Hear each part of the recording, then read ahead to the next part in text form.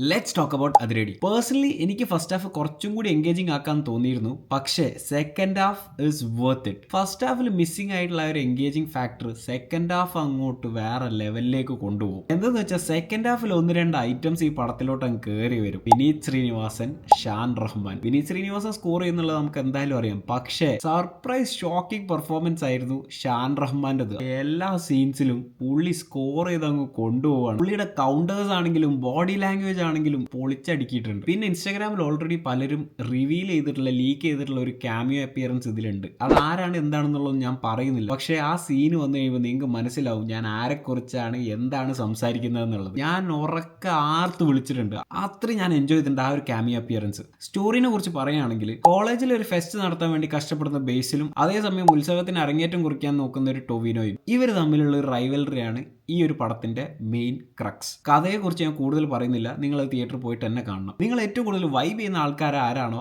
അവരെ കൂട്ടിയിട്ട് വേണം ഈ പടം കാണാൻ പോകാൻ. ഓവറോൾ നിങ്ങൾക്ക് നല്ല രീതിയിൽ ചിരിക്കാനും ടൊവിനോയുടെയും ബേസിലിന്റെയും പെർഫോമൻസ് കാണാനും, പിന്നെ ഞാൻ ഈ നേരത്തെ പറഞ്ഞ കുറച്ച് പേരുടെ അടിപൊളി പെർഫോമൻസസ് കാണാനും വേണ്ടി 100% നിങ്ങൾക്ക് ടിക്കറ്റ് എടുത്ത് പോയി കാണാം അതിരടി. ഈ പടം നിങ്ങൾ തിയേറ്ററിൽ തന്നെ പോയി കാണാം. That's all. ബൈ.